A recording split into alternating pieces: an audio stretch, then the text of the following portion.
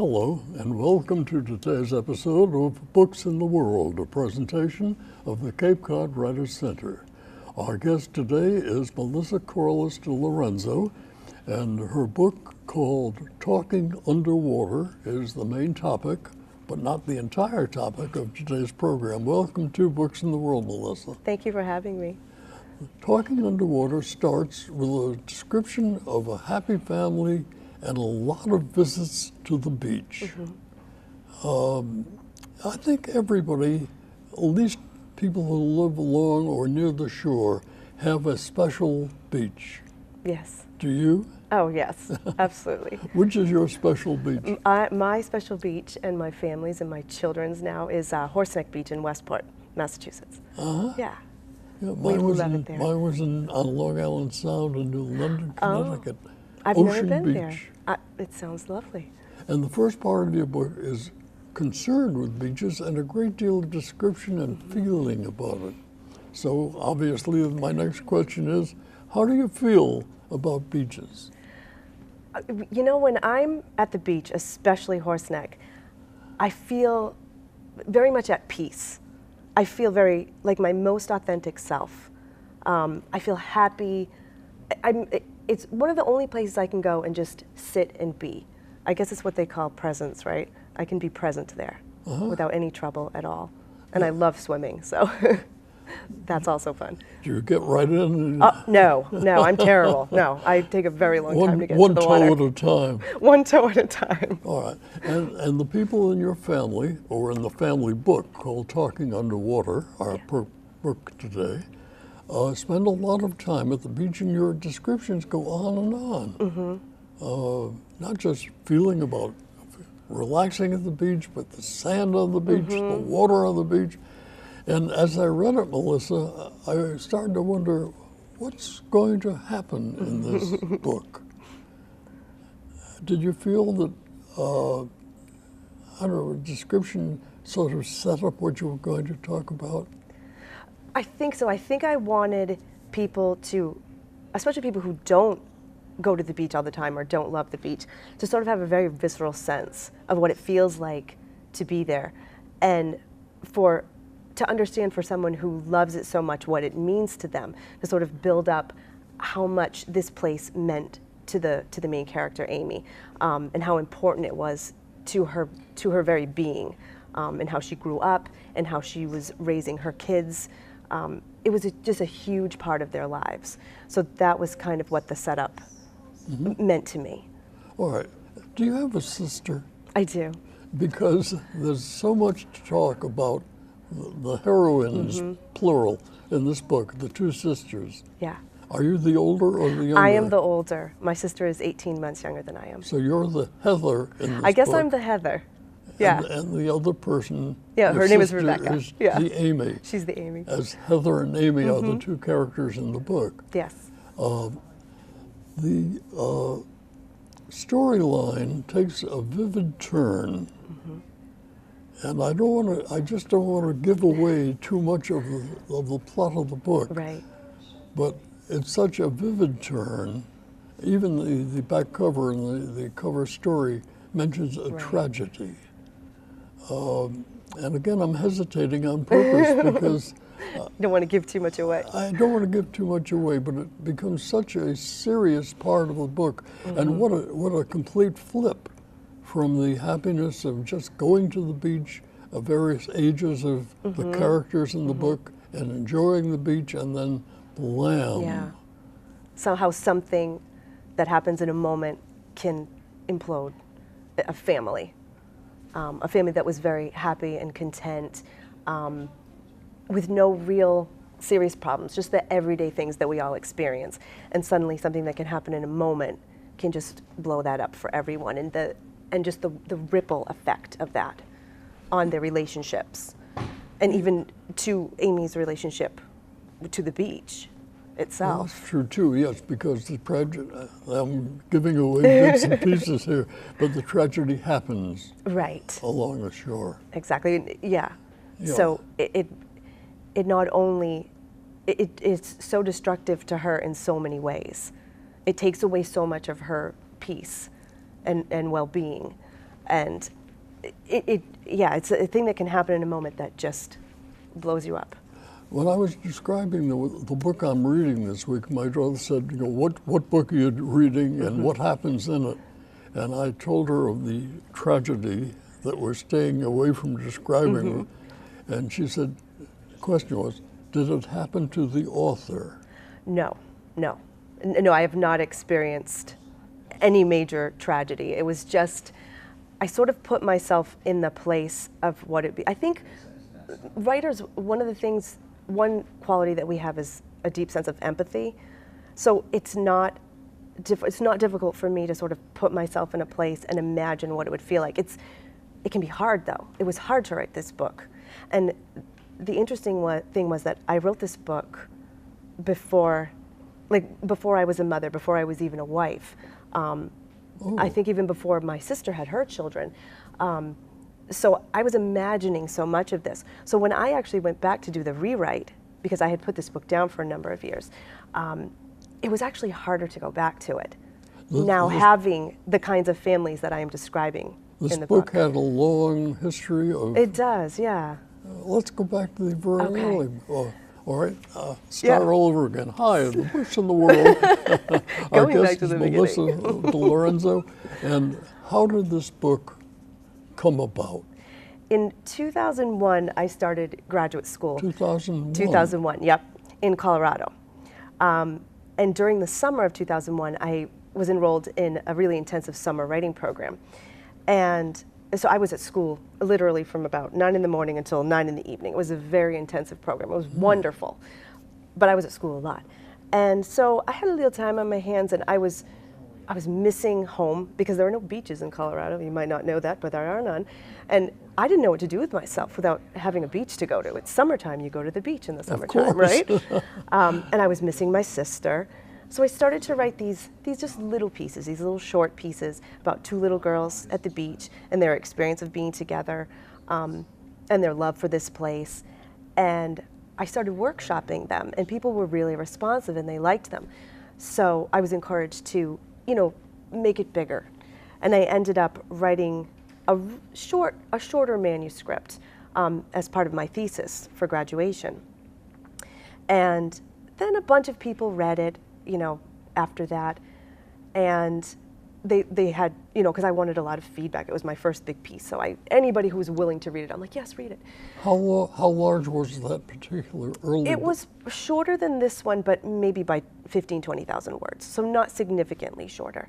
But it was the same story, the same basic story. And then I put it down, and I started having children, and I had 3 kids in very rapid succession.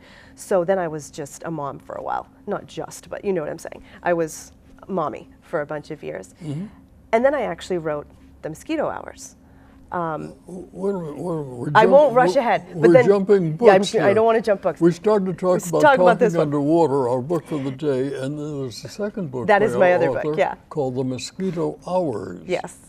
So you had finished this book. I finished that one. The early book. Yeah, and then I sort of thought, okay, that was my first attempt at writing. It's kind of like the first pancake. You always mess up the first pancake. So you put this one down. Put it down. Didn't think about it. But people kept asking me, are you ever going to publish that one? Are you ever going to publish that one? And my publisher had actually read this manuscript at some point. And she actually approached me after we had published the first book and said, what do you think about publishing Talking Underwater? And so that's when I went back to it. So these 2 books we're talking about today, Talking Underwater and The Mosquito Hours, both by our guest, they sort of overlapped and twisted in publication? They did. This one was written quite a few years. I think I wrote that one in maybe 2010, 2011. Oh. Or 2000, I'm sorry, 2010, 2011. So, yeah, this one was many years before. And, all right, so Mosquito Hours, the second book you've written, came out first. Came out first. Yeah, yeah. All right, so let's get back to the book we're talking about today, Talking Underwater, by our guest, Melissa Delorenzo. So you went back to work on the first book? Yeah, and that's when I decided the original manuscript. In this manuscript, you'll see that Amy and Heather, they have jobs. They live in Boston. They work in Boston. They're both sort of in the arts and theater. And in the original manuscript, there was none of that. But I wanted to bring in a little more dimension to the characters and to the story, because no matter what happens in our life, whether you have a tragedy or a hangnail, no matter what's going on, there's always the grocery store to go to, and supper to cook, and a job to go to, and the phone is ringing. There's always so many more things going on in your life than maybe even the main thing that's focusing, even if that you're focusing on, even if that's a huge thing. So I thought that the book needed more dimension, and that's when I brought in those pieces to give those two characters a little more depth.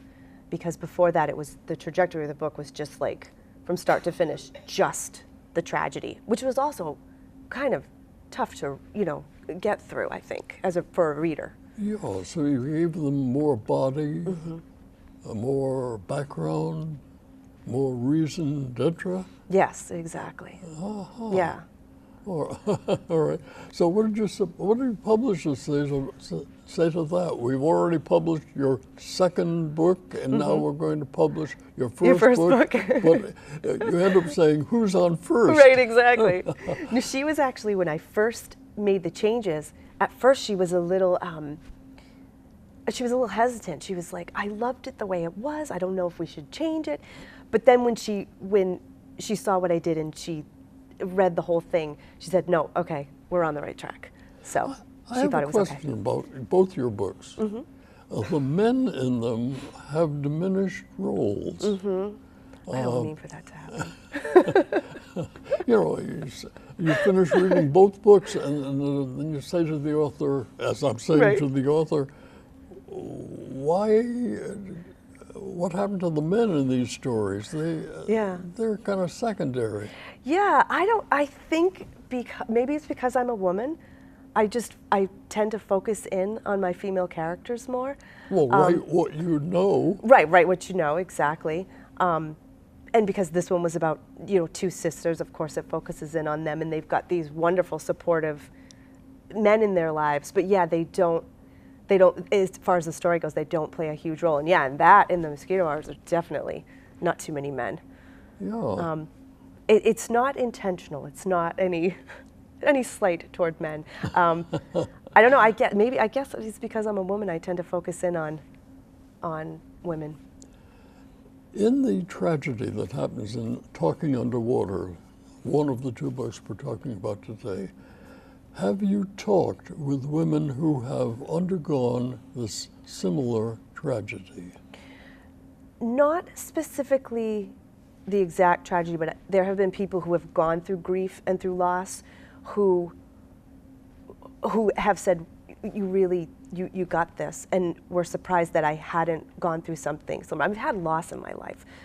I've been lucky enough that it's grandparents who I've had long, enduring relationships with, and I have both my parents. I haven't had like a tragedy like Amy goes through.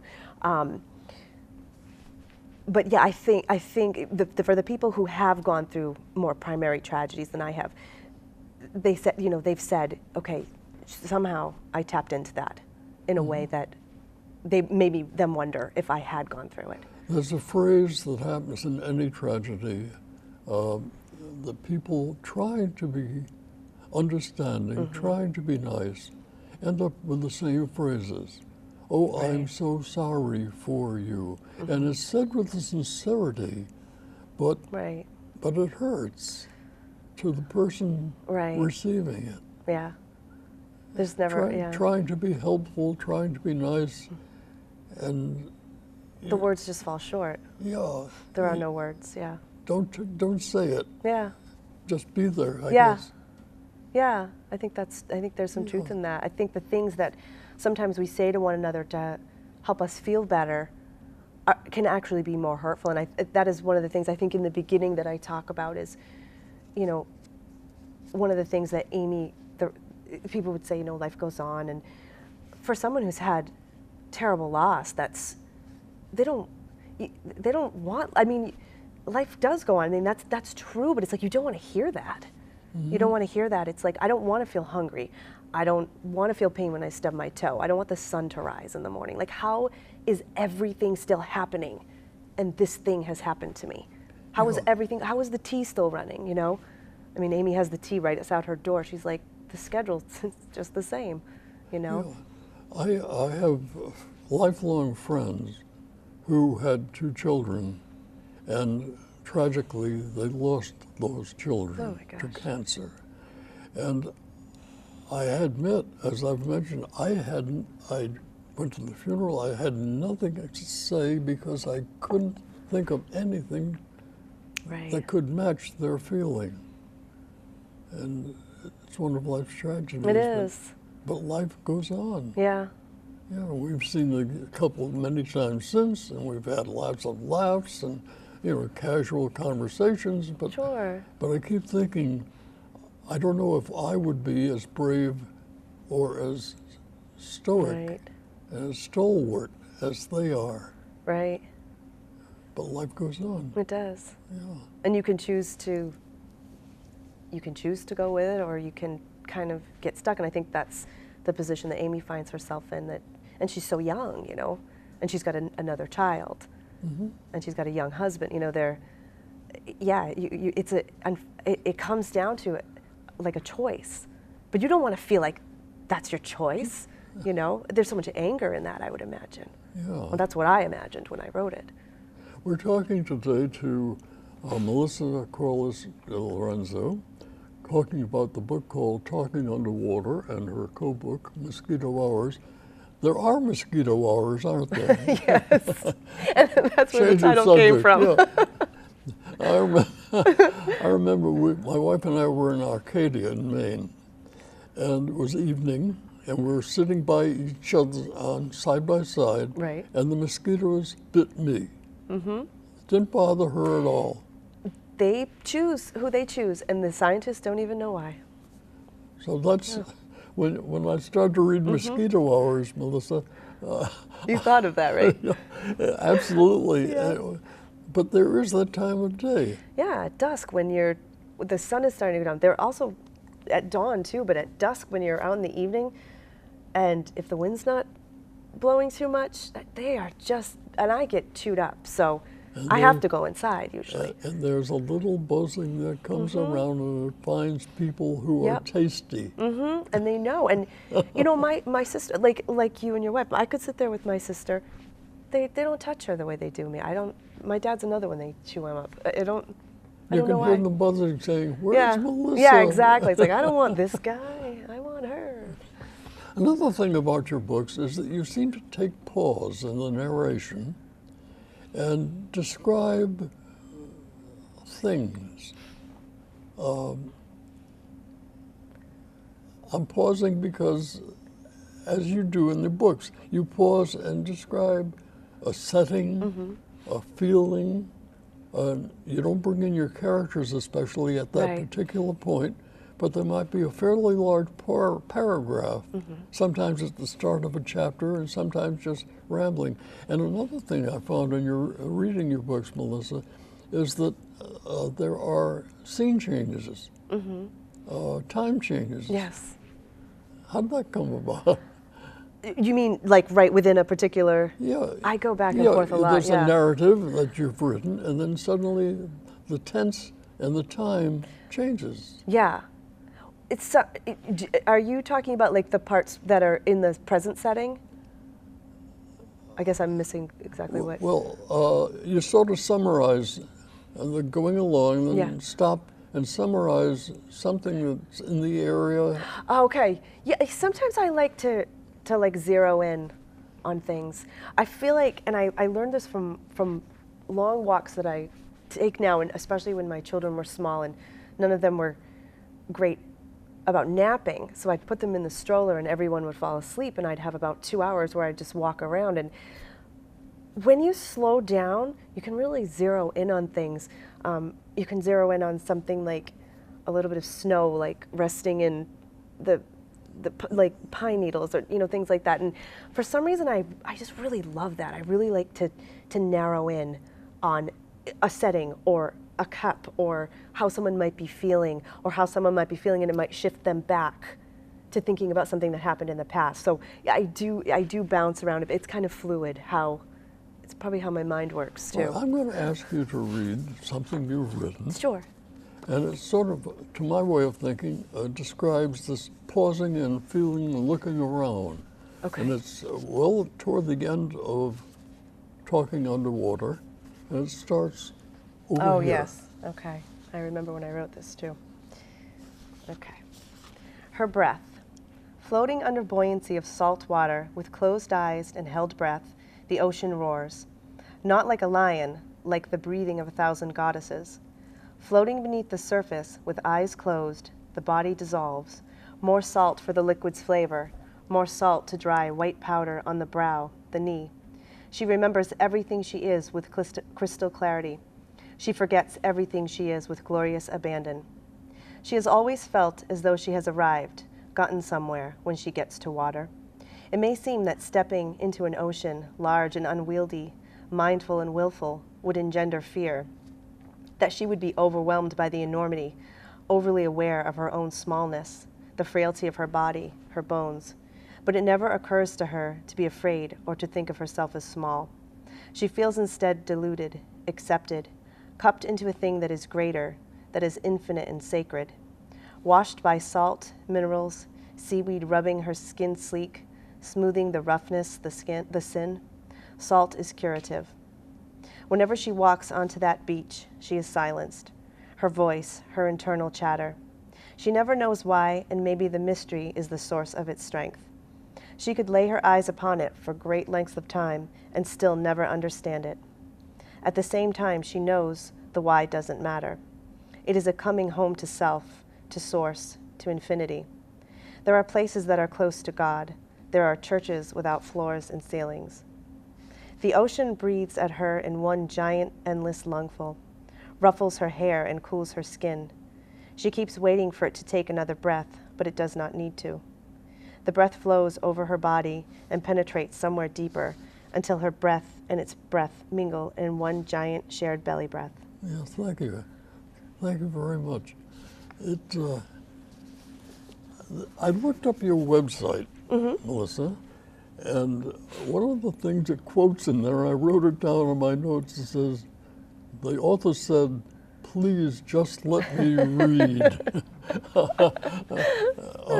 Is that, explain that. It's sort of a joke. I love to read, and I'm also a bit of a introvert, and I don't require a great deal of social interaction, and I love to just sit and read, and I always have. And I would be made fun of even when I was a kid. You know, on Thanksgiving, I could only take so much, and then I would like scoot up the stairs and sit on a landing and read, and people would say, "I caught you," and so I sort of have this joke that it's like there's almost no time that it would just be more fun to be reading.